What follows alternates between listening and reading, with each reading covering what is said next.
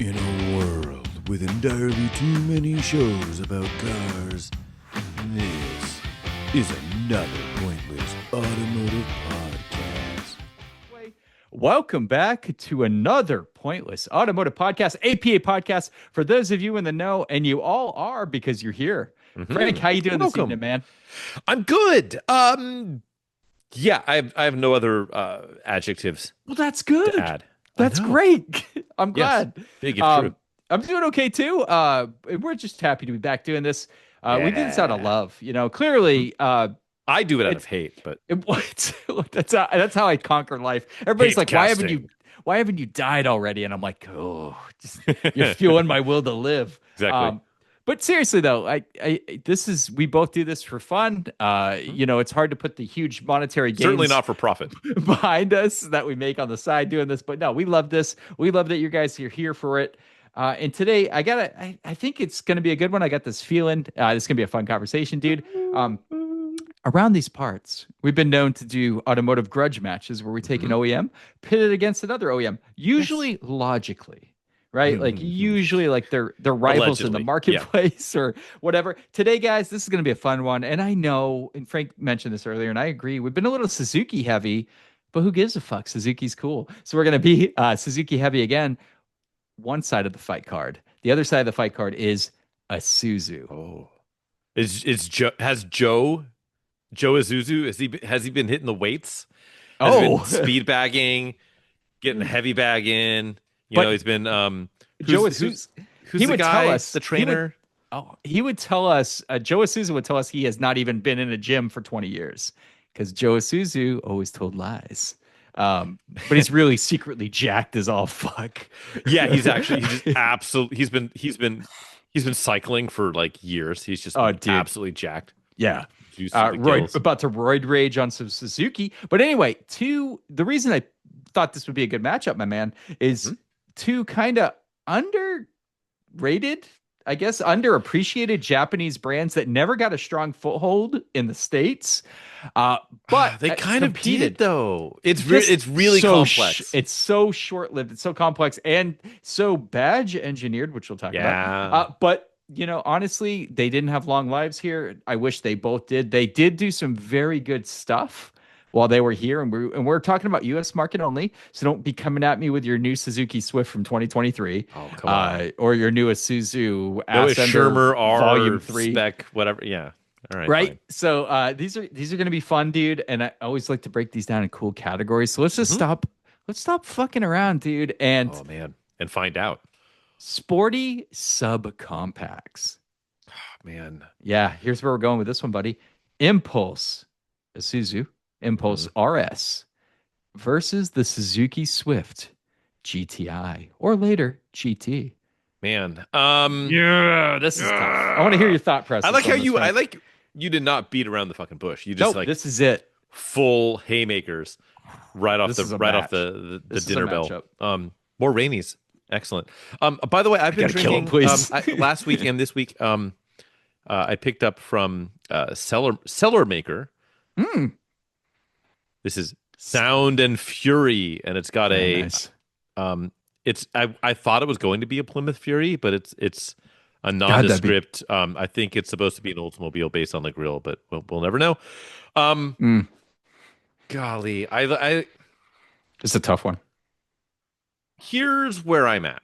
Okay. I have 0 minutes of seat time in either of these cars. Oh. I like the styling and the gravitas of a Isuzu in this matchup. You've got a turbo 4-cylinder 1.6 all-wheel drive, and it's just what a sleek looking machine. Yeah. Yep. I really desperately wish there was a Storm variant of this, but there wasn't, and that's we talked about that. Yeah. While so from that perspective, and it's a much more substantial machine. I'm leaning Impulse. Okay. But I bet you if I drove them back to back, I would giggle a whole lot more in the sprint. Sorry. You're right though. You're not wrong. In the Swift. Yeah, you are not wrong. So I think if both of them were if I had each one side by side staring me in the face. How cool would that be? First off. Right. Yeah. That would be God, whatever the opposite of a rock at a hard place is. A limp in a wet place. And so if they were both in like perfect spec, like money isn't a thing, right? Just pick one. Golly, this is maybe this is the hardest out of all of these. Really hard. There's some good ones coming up. Here's the thing. I've been searching more for the Swift than I have for the Impulse. And so based on that, I'm going to go Swift, but I'm not happy about it. Okay, fair. It's like 1A, 1B. Yeah, because both are exceptionally hard cars to find in today's market. We can all agree on that. We've got on one hand a 1.6 turbo all-wheel drive making 160 ponies. The other one we got a hot hatch, screaming 1.3, like a little front wheel drive, perfect proportions, lighter weight, 100 horsepower, screamer of a little motor. You like screamers? You always have. Yeah. Oh, absolutely. I've driven both.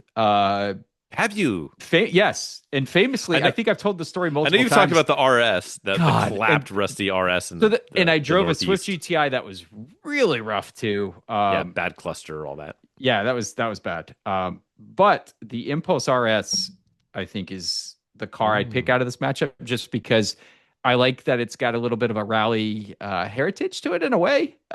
It is definitely modeled after like that period correct, like all-wheel drive system. It's really like an ST 165 in the power output category. Sure. It's small. They 160 horsepower? Yeah, 160. Yeah, out of that 1.6 turbo. And they do look good. I love the headlights, how they're kind of like closed but open a little bit more. Yeah. It's so everything about that car. The proportions are great. The interior is absolute shit, but so is the Swift, so it's great. But the Swift, on the other hand, very cool too. Like a screaming engine, a big block for the Swift, if you will. And that's 100. It's 110. I think it's just right at 100 for that motor. Yeah. So there is a disparity there, but there's also a weight disparity. The Impulse adds a couple more pounds. Yeah. Well, but the Impulse RS is by no stretch a heavy car in today's standards, right? It's no. What is it? What is it? Probably 26. I'd say 25, 26. Yeah, for sure. Because it's pretty small. The Impulse is a small car. But that Sprint's probably still 900 pounds lighter. Right. But it's wild. Both are great. I would absolutely love to have both these cars, but I got to give it to I think it's even a little rarer too. Getting an Isuzu Impulse RS today. I bet you knew it was rarer today. Dude, I have not seen an Impulse RS for sale, and trust me, as someone that religiously hunts for them, since I passed on that one with the Mountain Dew can welded in as an intercooler pipe. True story. I mean, honestly, the same with the Swift. I mean, there's been that one that's been on Marketplace forever. I've seen ruined. A few Swift GTIs pop up. So, whereas Impulse RS is absolute zero. So, winner on this one for me is going to be the Isuzu Impulse. All right, please keep score along at home. What did you say again? Did you go with? I went Swift. I lean Swift, cool. But not by much. And here's the older I get. Oh boy. The more I appreciate lightness. Okay. The more things I drive, and I drive a lot of things in my line of work. The ones that the ones that I come away the most impressed of are the lightest ones. Doesn't matter how much power it has. Doesn't matter how well it was built. Doesn't matter how good of an example it is.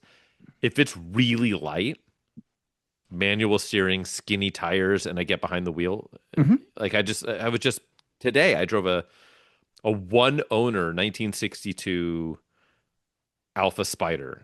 Okay, 1300. Yeah, simpler times. What a delightful little thing. Fun manual steering, but like it doesn't matter because the tires are real skinny and it weighs nothing. Yeah. And that's kind of how my Sprint is, although very different car than a 62 Alpha Spider. Decidedly so.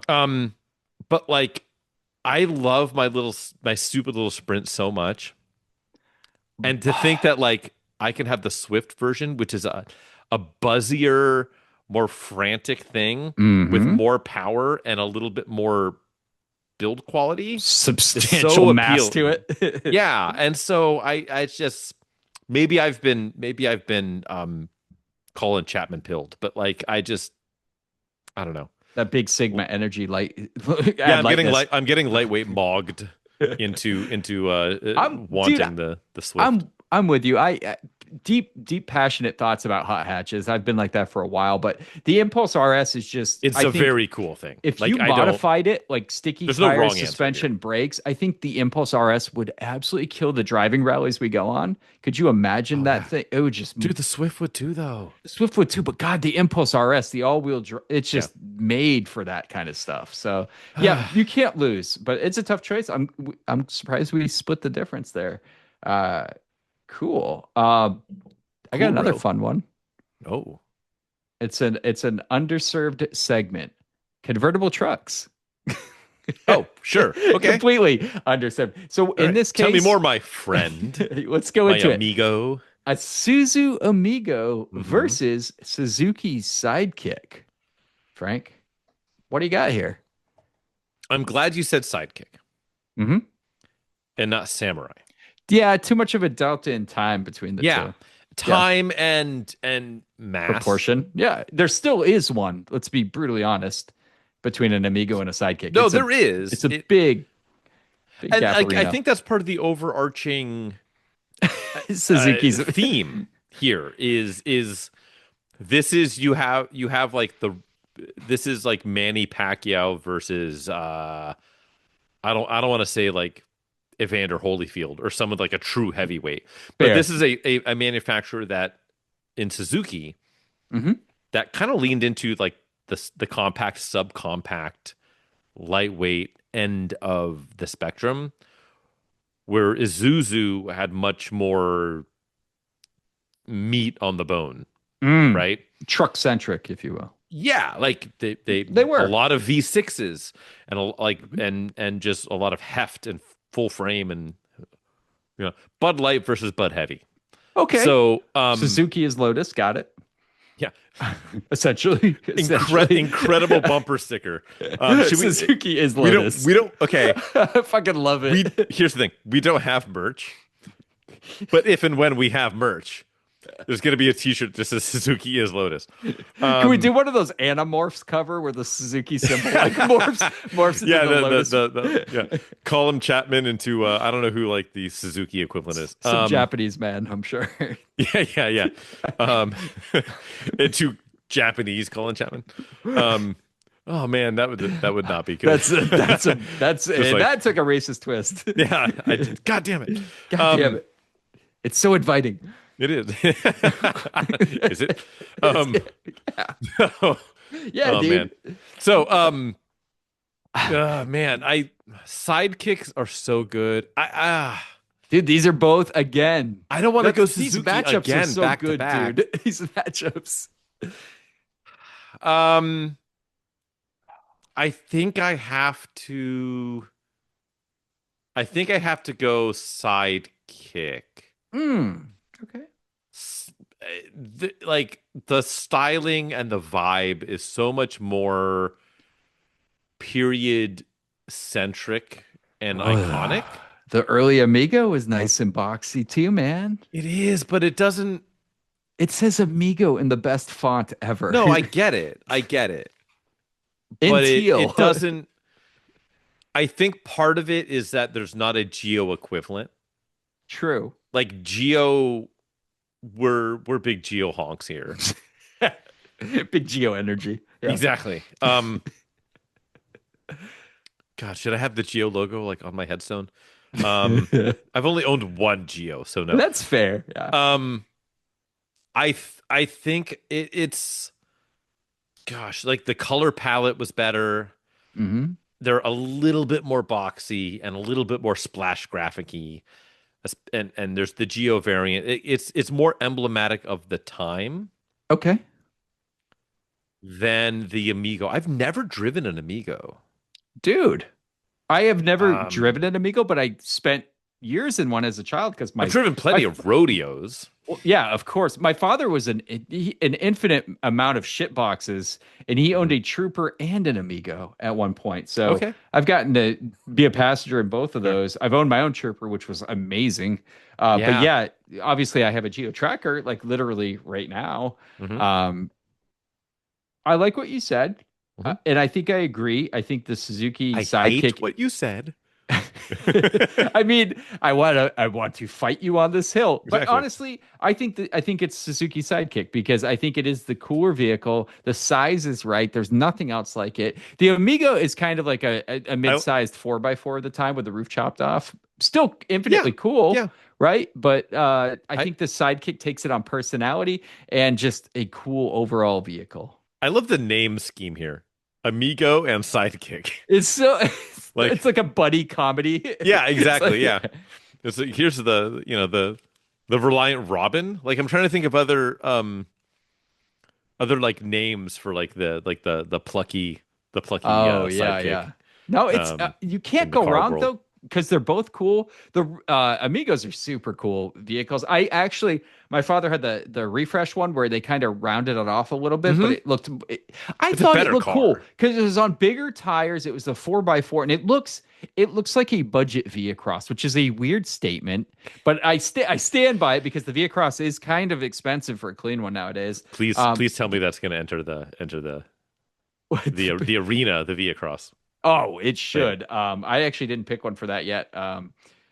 I saw a couple salvage title ones. We'll talk about that later. But it's no, I think you can't go wrong with either one. The Amigo is super fun. I do like the earlier ones because they are super boxy, but you get a really powerful V6 with the second gen. I don't know if they call it a gen or refresh. I'm not read up on that. It's got to be gen. I feel like there's enough changes. It's a gen. I like the wind. It's like, and both can be convertible. I think that's super cool. We don't have as many playful, fun trucks like these guys anymore, which is a fucking shame. Well, it's weird because we are in the we're in the body on, like not even body on frame. It's just like we're in peak SUV. I think we are in body and frame. And there aren't playful SUVs. Name one playful, quote unquote, playful SUV Bronco on the market. Bronco, Wrangler. Ugh. Yeah. Right. Exactly. But they're not bad. They're not bad. Like, they're huge. Like a 4-door like Wrangler is a fucking Escalade essentially. Right. Well, same. 4-door Bronco's pretty Bronco's big. Massive. But just like there are no like you can't like Nissan Kicks. Like there's like nothing. There are no like. How about a Juke Nismo RS? Cars. I'm kidding. But body on frame, body on frame's hot right now, dude. We got the GX is doing well, all that kind of stuff. We have that new. What was the new? Was it a Hyundai? That just they did the like reveal and it's like a boxy looking, or whatever. Yeah, the crustacean. It's the crusty crustacean, the crusty crab. It looks cool. I think that style's coming back. Like the Bronco is a perfect example, that retro body on frame style. But you're right, nothing small and playful. And I think there's a spot for it, dude. I think with fuel prices right now. Yeah, because even the thing like the even the Bronco and the Wrangler, unless you're getting like the base 2-door soft top in each. Yeah, pricey. Those are the only like fun and playful ones. All the other ones are like, oh, I'm gonna get like the fucking Call of Duty edition or the Sasquatch edition or like the Thick Johnson edition or just like whatever. Like there's like it's all like tough and like there's nothing fun and playful anymore. It's like, I mean, whatever. It's a recurring theme here on the pod.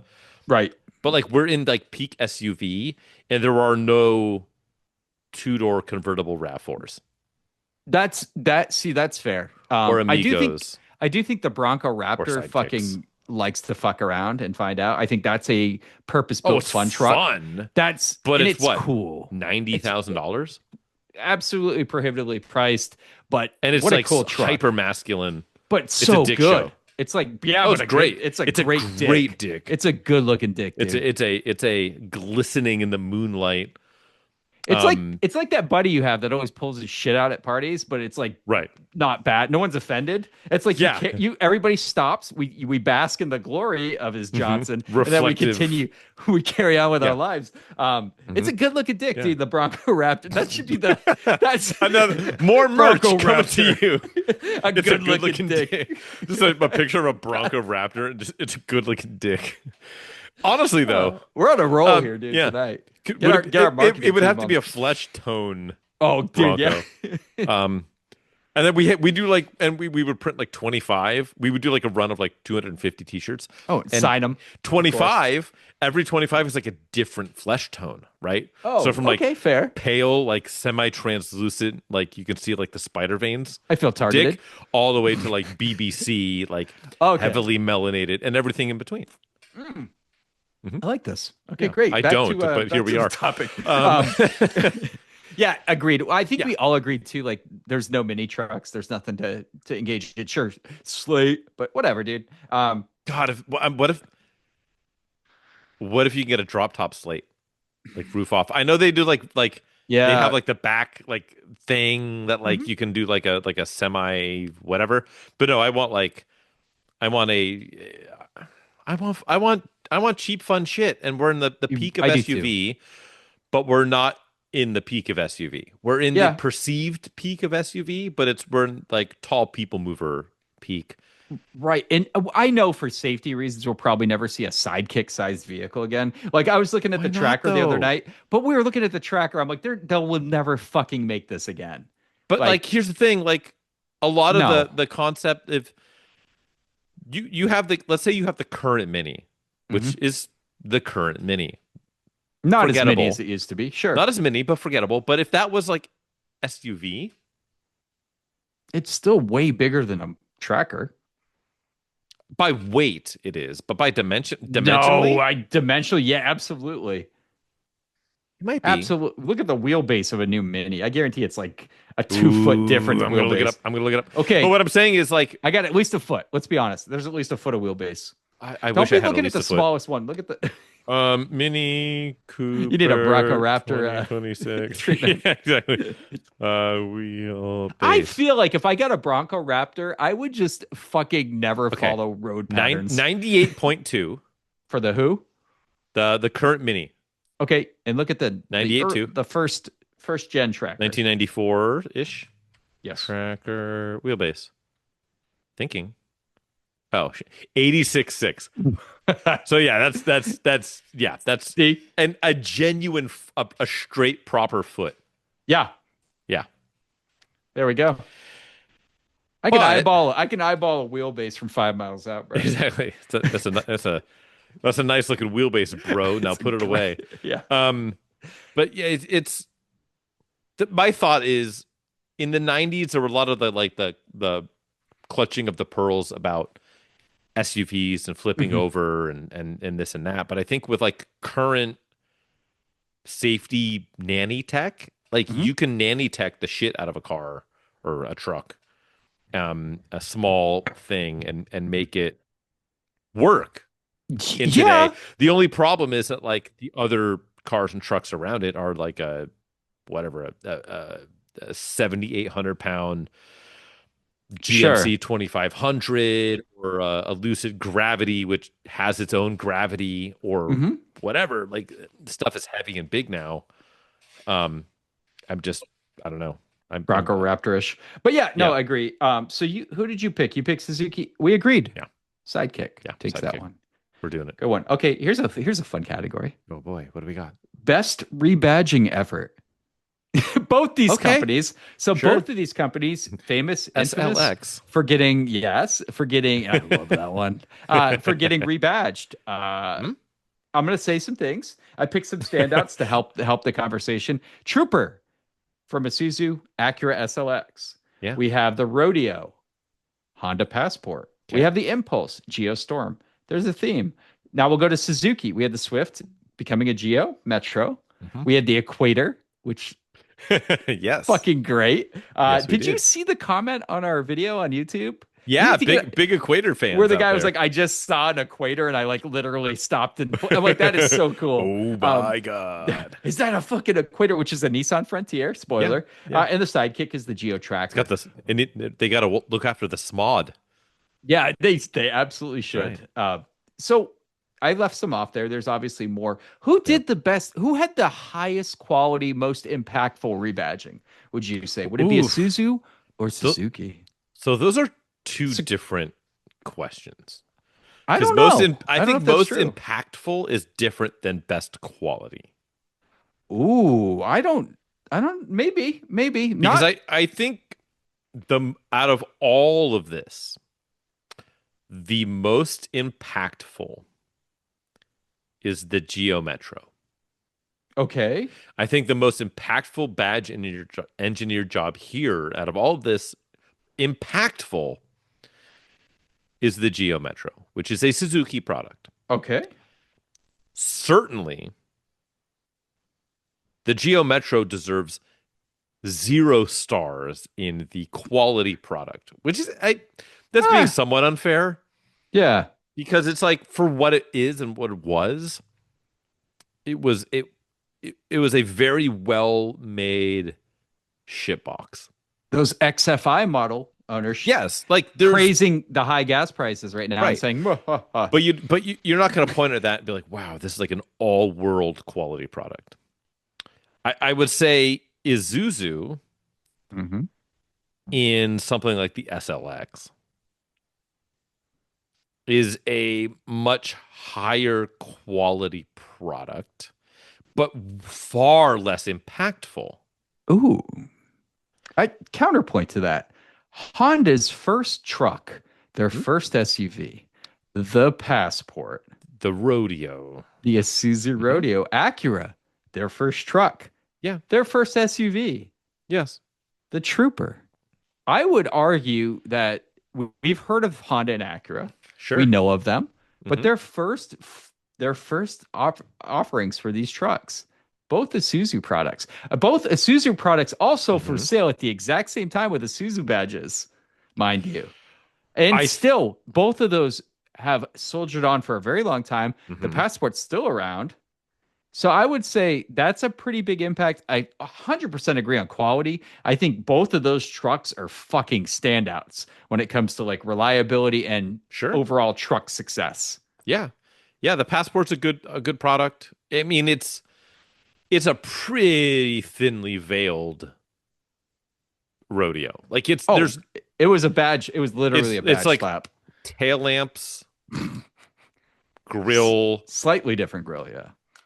Steering wheel cover. The SLX had a grill in leather. That's yeah. Let's be honest. That was even thin, and I think they like 12% more sound deadening or something. Sure. Any sound deadening. Right. But yeah. Geospectrum notwithstanding, I think 1 year.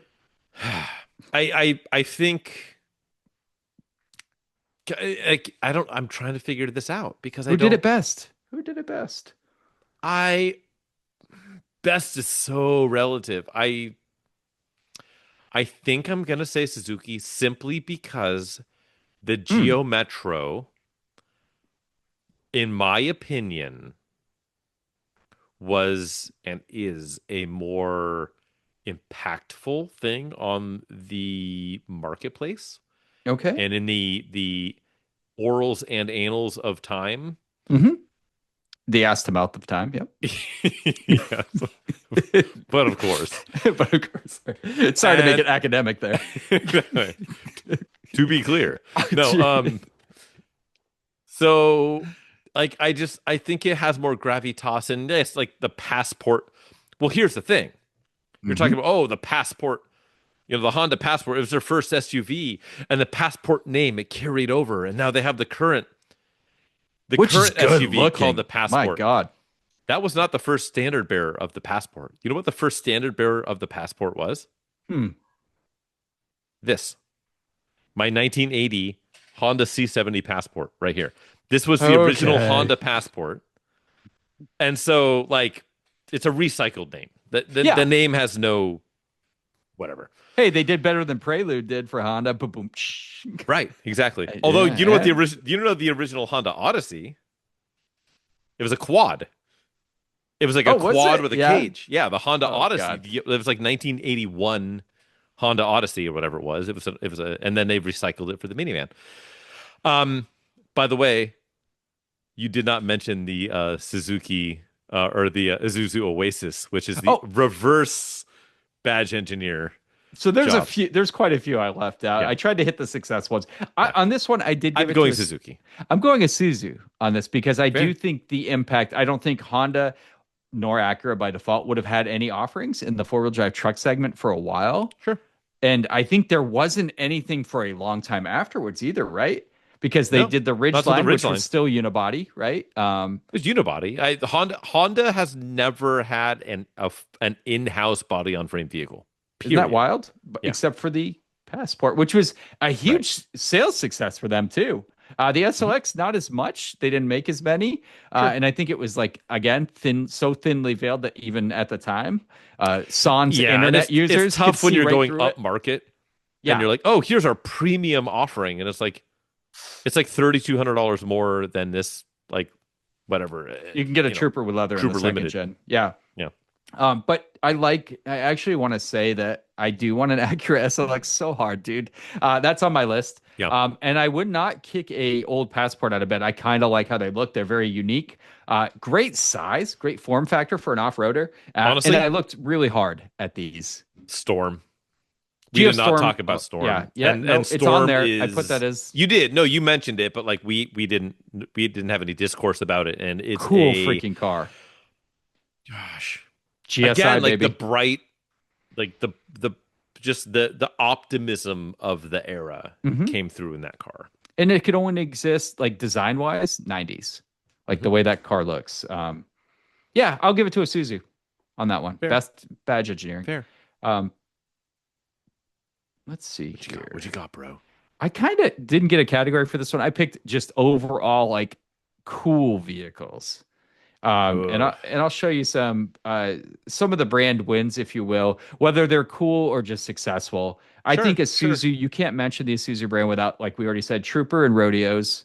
Yeah. I think, God, they sold so many. They did so well for a company that wasn't as well renowned. The Impulse and Stylus, I think, are two successful things for Isuzu. Yeah. As I like them. Stylus RS. Yeah, I would rock the hell out of those. And one of my weird Isuzus that I almost bought once and just didn't get there in time was the iMark RS Turbo. Yeah. I think as far as boxy hatches go that are obscure, those are cool. That's kind of like, for me. So you have your Swift GTI, which I love. I love the Swift GTI. But if it came down to that and an iMark RS Turbo, I'm going iMark RS Turbo. Those things, to me, the boxiness, the early turbo interaction, I like how they look. By the way, real quick, can I throw a flag? What's the flag? Let's hear it. We didn't mention the Sprint Turbo in the badge engineer. We could, absolutely could have done that. Yeah, little cultist action. It's like there's one like 16 feet away over here. We could have had an entire episode on the badge engineering one, though. To be fair. There's like so much. Yes. Yeah. There's a lot of and a lot of it is like ditch digging. By that I mean it's just like the amount of uncovering to figure out some of the details on some of this badge engineering politics is really wild. But no, overall cool factor vehicles. Yeah, let me do the Sidekick. The Sidekick for Suzuki. The Samurai, I think, is an unmistakable cool Suzuki product. Yeah. I put that on there. I like the SX4. Just going to say it. Sure. Impulse RS, which we talked about. Yes. So I think between a Isuzu... You missed one. What did we miss? Via Cross. Oh, for Isuzu, absolutely. Yeah. So, and Suzuki had some other stuff too. Like, there's obviously a Suzuki Reno. We could get, no, just kidding. Total joke there. Obviously. Obviously. Let's spend 45 minutes on the Verona.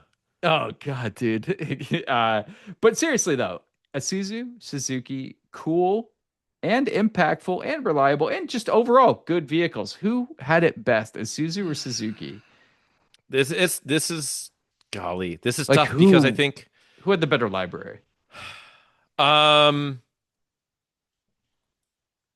reflexively, I want to say Suzuki, but I know that's wrong because I think back about the Via Cross, like the Via Cross, the Impulse in all guys, badge engineer versions and everything aside, or included, I should say. The Trooper was a really good product.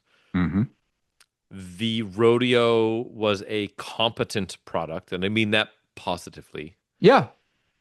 Versus Suzuki, like,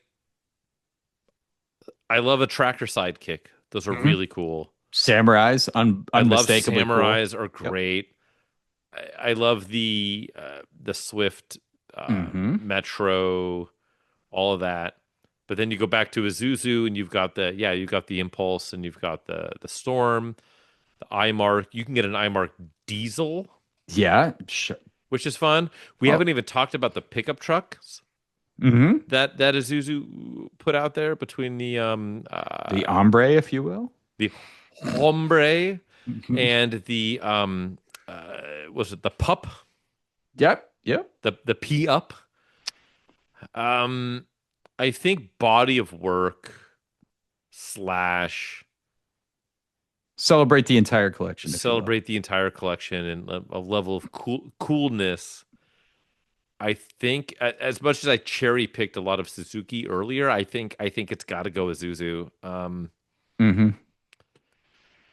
Yeah, dude. Yeah, and part of it too is like I think Isuzu's misses were less horrific than Isuzu's misses.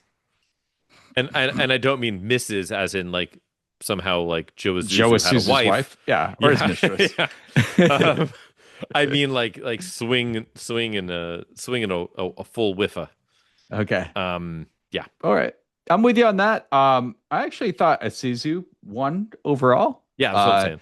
Yeah. For their breadth of library, like you could just imagine your driveway. Imagine for a minute, if you will, an Impulse RS. Impulse RS. Well, we can have that in the background. Impulse RS parked next to a Via Cross. Yeah. Versus, what are we doing on the other side? I think you have a Samurai parked next to a Swift GTI. Ooh. Both okay, cool. So they're both here, great. and that's kind of what I said earlier. Is I think it boils down to like lightweight versus heavyweight, right? Still, yeah, but God, talk about just good looking, good personality, like cars that resonate with us. Both of these automakers, fucking swings and hits, dude. So I think it's time to tally all the categories. So the first one, sporty subcompacts. We were divided. I said Isuzu, you said Suzuki on that one. I have one for Isuzu. Amigo versus Sidekick, I put Suzuki. And did you put the same? Yeah, you did. Yes. You did Sidekick. Oof. Best rebadging effort, I said Isuzu, you said Suzuki. So good. You got plenty of fingers there. I'm glad to see that. I'm going to run out. You weren't too overzealous on the 4th of July. Brand the 11th finger is going to show up and we're going to get canceled real quick. Right behind that microphone, hopefully. 11th and 12th. I have more questions than I started with. Brand wins overall. I said Isuzu, and I think you did too. So I think, wow, fuck it. That you can't pick a better ending than that. A draw. If you will. Yeah, a draw. Dude, honestly, I really do love both these automakers for what they put out. And maybe it's a product of the time period, which it probably is, 80s and 90s we're talking about. Let's be honest, the bulk of these cars. I think it's funny because I now that I'm thinking more about it and where these two brands are now, right? Yeah. Which is, as far as passenger vehicles, they're out of the North American market. Sure. But I mentioned earlier, it was like Suzuki's the lightweight, Isuzu's the heavyweight. Isuzu now in North America, they sell fucking box trucks. Right. Yep. Suzuki sells motorcycles. Correct. So they both went extreme into their knowledge, their spaces. And yeah, I don't know. it means nothing, but it's just it's an observation. And they really did have short windows. I know Suzuki dragged on way longer than they probably should have here in the States, but they left Kazashi, baby. They left us They left us with some good little like nuggets of cool car history that are still accessible. They're getting harder and harder to harvest, let's be honest, especially the performance variants we're talking about. But if you can find them, they usually are pretty cheap. And the fun factor is through the roof. I fucking love everything I've owned from both of these brands, and I've owned a few examples. Absolutely loved them. They just stayed with me as really impactful, awesome experiences of car ownership. So some good stuff. Yeah, dude, Isuzu and Suzuki, a draw? That's a good grudge match. That's a great grudge match. Should we rock, paper, scissors? No, that's unfair. No, I don't know. I don't know. We got 8-ball. Yeah. Wait. The toy. Okay. Yeah. Not just do an 8-ball. Very enthusiastic about that. Is Suzuki the winner in this contest? Get fucked. Fuck. I need glasses. That's what it says. Yeah, it said get glasses. You need glasses. Nerd. Yeah, exactly. Right. GG. Let's see. Get good. Most likely, they said for Suzuki. So you know what? Most likely. There's some room for some doubt there. I don't know. Yeah, you could sneak a hombre in there if you want to. Exactly, hombre. So good, dude. I love these. I'll own more Isuzus and more Suzukis. You probably will too. What would you snap your fingers? What are you getting? What's your next one? It's either Impulse RS or iMark RS Turbo. I think I want Swift. I'm going Swift GT. A clean one. A clean proper one. Answer, stock or cappuccino, which was not involved in this. Oh, you dirty son not of a involved bitch. in this. Or Shame. Storm. Give me a Storm. Ooh, I want like GSI. a good Storm GSI. Yellow or teal? Yellow, teal, pink. Honestly, blue and red doesn't matter. I don't care. All the colors are good. Black even. They look good in black. I don't like black cars, but they look good in black cars. I love them in yellow. I think yellow is the all color of them on are the great. Storm. Yeah, like you kind of can't go wrong. You can't. Okay. Yeah, let's do our automotive printhead quiz game show. Oh my. I think we deserve this. I'm not ready. I think you are. It's a little bit of a softball pitch for you, buddy. Oh, good. I need it. Okay, this is what I need for my weekend of my life. While he's pulling up the softball material, let me describe what the hell we're doing. For the uninitiated, this is our print ad quiz game. Still has a terrible name. And the way this works is in today's episode, Chadwick has found a print advertisement from the 80s, 90s, about till around the mid 2000s. And he's going to read the copy from this ad. He's going to redact out the make and model, anything super overly identifying. And then it will be incumbent upon me and you, if you're playing along at home, to determine the make, model, and approximate year of the vehicle described in this advertisement. I get 10 minutes. I get three guesses. And I can ask for hints in between here and there. I won't need them, except I will. I'm ready. Please play along. This is fun. Chadwick, what do you got for me? All right, my man, you got this. It's a 2-page spread. You deserve the best. We are 3/4 angle elevated of the driver's side of the vehicle. Kind of a cool angle showcasing something on the roof of the vehicle, which we'll talk about in a second. Wow. It says you're right. You're a body actually wrapped in a carpet. It's a corpse. It's a corpse. It's a corpse. Yeah. Christmas corpse. Your ride is here. Introducing the new blank. And I'm going to have to zoom in because the font is horrible. We love it. It'll be a lot of squinting and questionable reading. The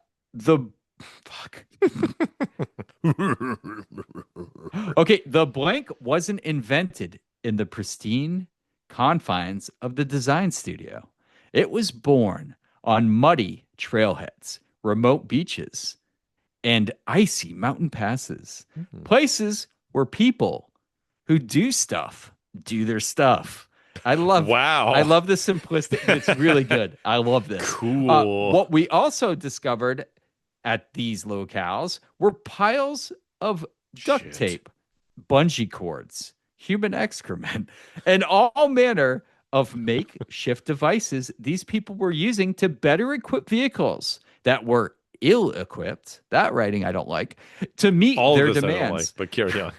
Enter the blank. It's an SUV that actually lives up to its billing as a sport, period, utility, period, vehicle, period. The proof. How about its exterior gear basket? Its heavy-duty aluminum roof rack. It's available interior bike rack. It's integrated first aid kit. Optional.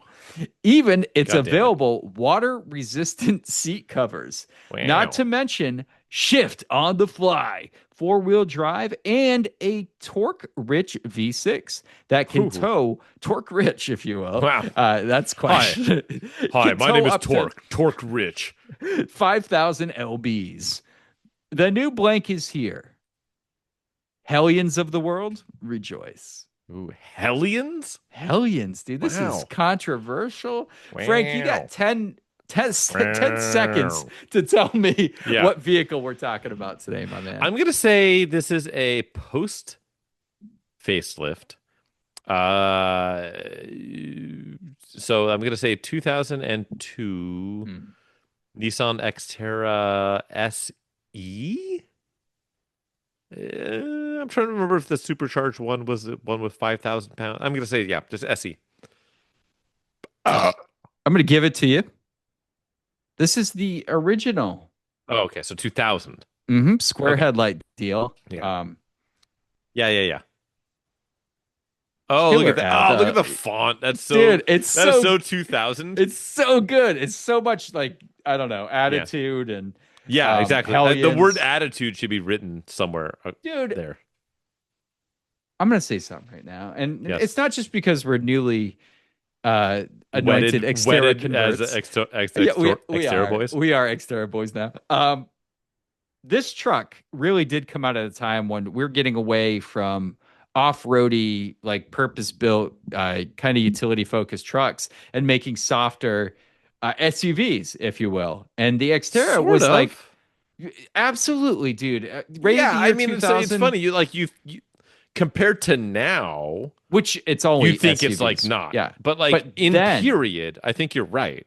Yeah, absolutely. Because shit went from like solid, like even the Land Cruiser went from solid front axle to the 100 series, which was like, I remember when that truck came out, I was like, oh, you don't want that. It's got IFS, like you don't want that, like independent. Like and traditional body on frames were going that way. Like Pathfinder would eventually go to unibody design, but the Xterra was like, fuck it, and it's not too big, but it's big enough. It's totally off-road capable, and it was really built for like purpose. It was built to be out there fucking rugged about, and cheap and reliable. But the thing is, the design matched the objective, right? Like they made it look like they had the boxy flared fenders. It had the roof rack already from the factory. The interior could be fucking literally hosed out, and it was named the Xterra, which was a race, like an Ironman triathlon, whatever competitor at the time. So I think this ad hits that. I think, and this vehicle was super successful for Nissan at the time. Cool. Saw 2 generations. The 3rd gen coming up in a couple years, probably. Right. Could be fucking epic. Should we get now that we're Xterra boys? We're pretty serious. Should we get like some sort of like Nissan? I don't know, rep as a guest on the pod to talk about the Xterra. Because we do have, like, honestly, I think we have the 2 top trims, right, for each gen. We do. Yeah, the off-road was the best. I mean, 2nd gen you could get a Pro 4X, but that was just the off-road renamed. So we have the 2. Look at us, we're Xterra elitist. We are. I know, and we've spent like $7,500 combined. Yes, that's the best part of this. Yeah, exactly. We're big dicking it over here for $0. You could definitely find nicer examples of what we purchased, but still, you can get a really nice one for like double what we paid, right? So like the best one. I love how our pitch to like the brass at Nissan to like have their like head of design for the new Xterra to come on our pod is that we like talk about how like cheap and shitty they are, but good. but shitty, but good, and $0. And don't spend money ever on anything new. Like, it's just, right. I don't know. Exactly. But maybe we get the guy that designed the original. Oh, yeah. That'd be kind of killer. Although, here's the thing. They shuttered the Southern California design studio. True. Yeah, this was the Xterra was built in California. I think it was like their first fully designed, built, and like set up freaking killer, like Northern USA built. Yeah, the Xterra is a win across the board. But good job. That was a softball one. We had not done an Xterra yet, and to be Xterra boys, we can't be fucking around without talking about the proper one there. No, for first gen pride. Yeah, he's a first gen truther, first gen supremacist. But yells at you in VQ. Yeah, right. Have you been making progress on Project Car, sir? Oh, dude, I have. So annoyingly, we did just shoot the tracker for its listing, and it decided to not start on me again, which is a wonderful thing to do. And I'm trying to really talk up how cool this tracker is. And trust me, it's really good. The neutral safety switch again? No. So we'll get into that. So, but I hadn't done the neutral safety switch fix yet, which is I should have done a long time ago, because I could have easily been stranded somewhere. Because when that switch does totally fail and it becomes less of an intermittent problem and more of an I'm always a problem, you're fucking dead in the water. There's nothing you can do unless you got wire splicers and a fusible link on hand. Yes. So for $1.75 worth of parts, I got a fusible link, cut it, and there's 2 wires that connect to the old one. I could have replaced the unit, but it's like $80-something. It's a pain in the dick, and the aftermarket ones apparently are not perfect. So again, where is this fusible link? It's not to the neutral safety switch, is it? It is to the neutral safety switch. Okay. Yeah, so there's 2 wires going into your neutral safety switch where the clutch like physically touches a pressure button on this vehicle. It's not electronic like a modern vehicle. But I'm going to tell you right now, Frank, that the manual calls for dash out. And there's a very good reason for that, because it is up there. So to get to the wires, which is still like, it took me an hour to do this job, you have to remove the speaker cover. You have to remove the speaker. You have to remove the under steering wheel column, like plastic down there. And you can wedge one hand up through there and the other one over here and can see through the speaker where your hands are. Nice. I'm talking, dude, stripping the wires. I was using the very end of the wire stripper in the, just picture me. I'm acting it out. If you guys are watching on YouTube, thank you. I'm up there and I'm trying not to grab 3 wires. I've been there and I'm just boiling with rage. Dude, my arms are sliced up because it's all plastic and rusted, crusty metal back there. You know how it is behind a dash.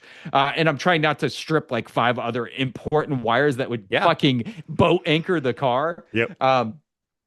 Absolute nightmare. Trying to get my solder iron in there. I'm like, I'm going to burn everything. Shivering and and put it into perspective. You're down low in a horrible position. Yeah. What a nightmare scenario. So the fusible link's a really good way to go. Put the heat shrink wrap on it too. Made it all professional. It probably, if it was in the open, would have taken me 5 minutes, but because of the position, an hour. Yep. But dude, the other day I shot the review, did a bunch of stuff. I've started and stopped it 40 times. No issue. So they just go bad. Call it fixed. Honestly, the right fix you could say is, go buy another safety switch. But the aftermarket ones are hit or miss.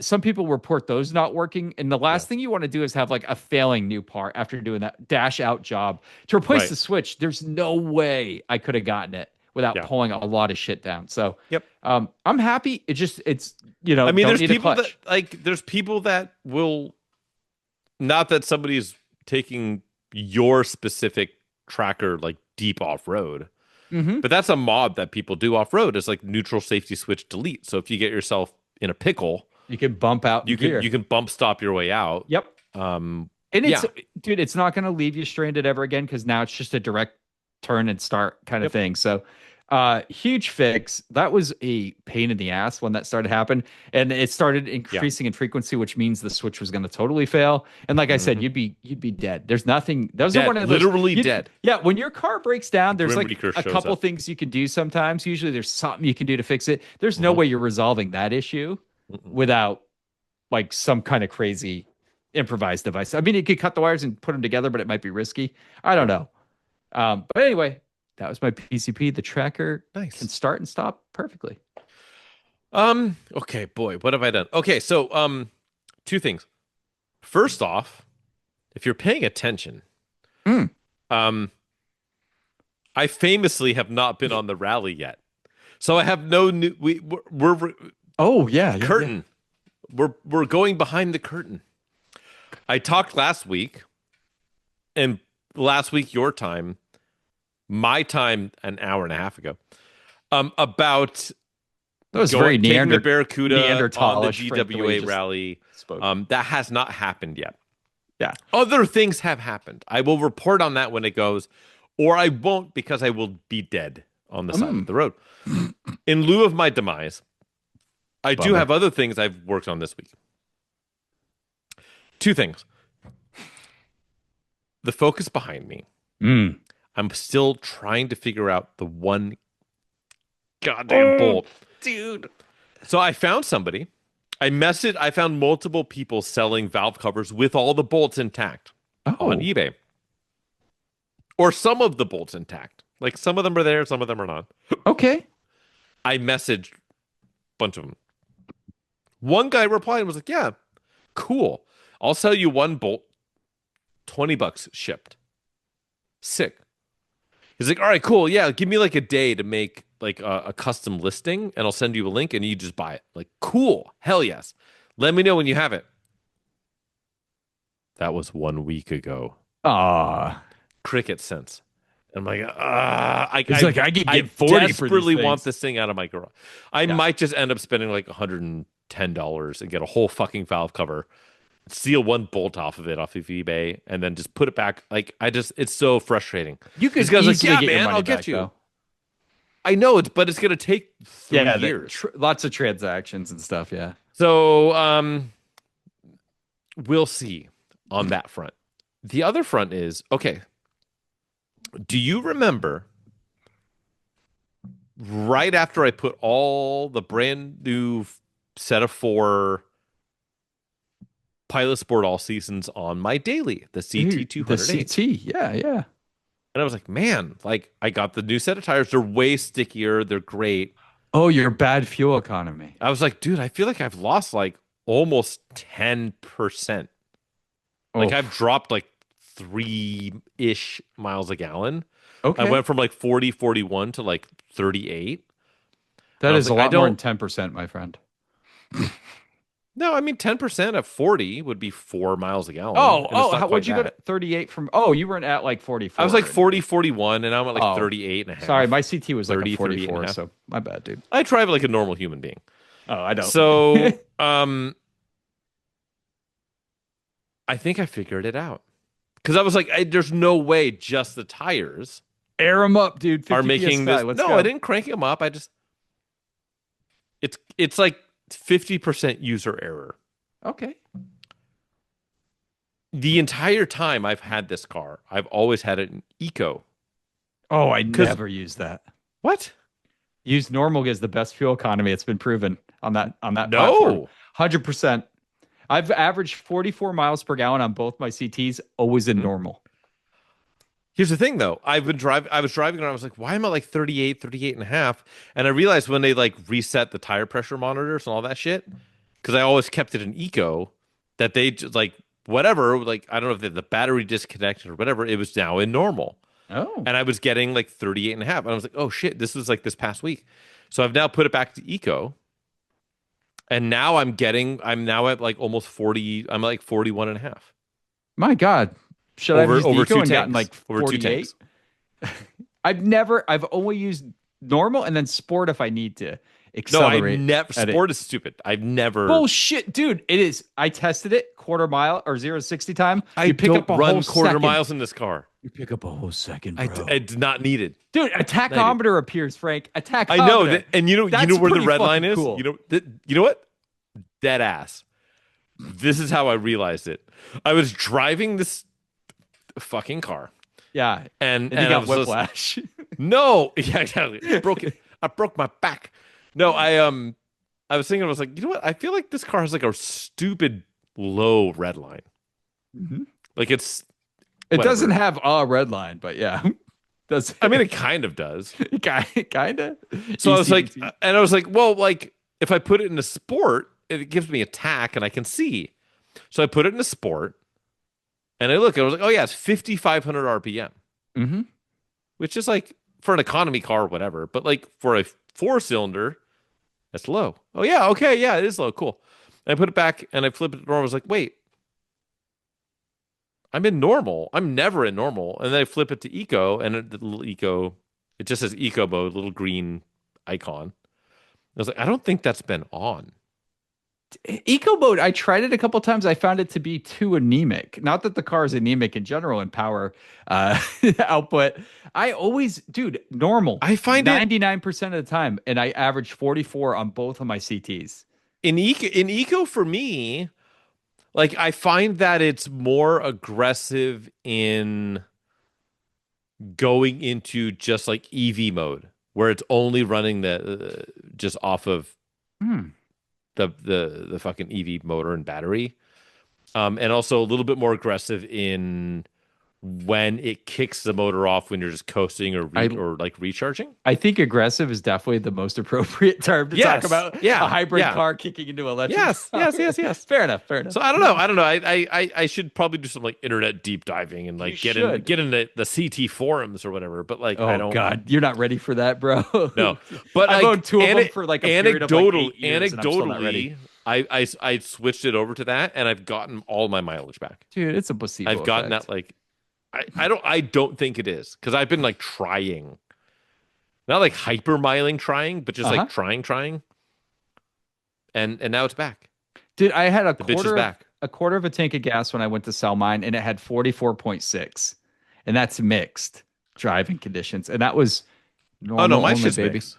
My shit's mixed. Actually, mixed is better. Like honestly, yeah, city is better with that car. Yeah, I'm like almost all highway and all of this. On both ends of it. And yeah, I went from like roughly 2 months probably close to 2 months of averaging 38.5. Okay. To now 2 tanks of averaging probably 41.5. Okay. Still admirable. Yeah. All right, let's shut this out. We've gone into Lexus CT fuel economy talk hard. I'm sorry. Right, shut it down. Everyone. Let's go home. Take us home, Daddy. Oh gosh. Just keep showing up. Honestly. Just appear here. Tell your friends. Maybe one day we'll have an overlanding get together. I don't know. That'd be sweet. If you want to support us beyond all of that, please, we would love it. Head to patreon.com/APA pod. That's APAPOD. Or just like harass us digitally online. We have an Instagram. We never post to it. But you can send us a message there, and like 2 weeks later we'll reply. So do that. If you want to stalk me beyond this, don't like stalk me here. But also I'm at the photographer's garage. Chadwick, how about you? If people want to stalk you outside of this dog and pony show, where do they do that? You want to finish up with Frank's quality photos and come see some real shit. And literal I mean, shit. literally shitty stuff. Auto Obscure Garage, mostly on YouTube. Rescues, restorations, reviews. Xterra content is pretty heavy right now. Check it out. Tracker review coming soon. That'll be kind of a fun one. Is it the slowest? Yeah, and that too. Is the Tracker the slowest vehicle I've ever tested? Tune in and find out. TBD. Ooh, what would be like without like fully showing behind the kimono? What other cars would be in the running for some absolute slugs? The Metro convertible is pretty slow. The Isuzu Trooper is incredibly slow. Lexus CTs, 2 of those are in pretty fucking slow cars. As far as other slow stuff, the LX was quicker. The Land Cruiser was the slowest because it had a bunch of gear on it. Yeah. The LX was a little faster. The GX was a lightning bolt. That thing, that's a properly quick with that fucking VVTi 4.7 in that vehicle. Ooh. So tune in. Maybe it's the slowest, maybe not, but only one way to find out. That's right. Yes, sir. All right. Get out of here, guys. as always, take care. We'll see you. We'll see you soon in a week, maybe. Goodbye, friends. Later. Bye.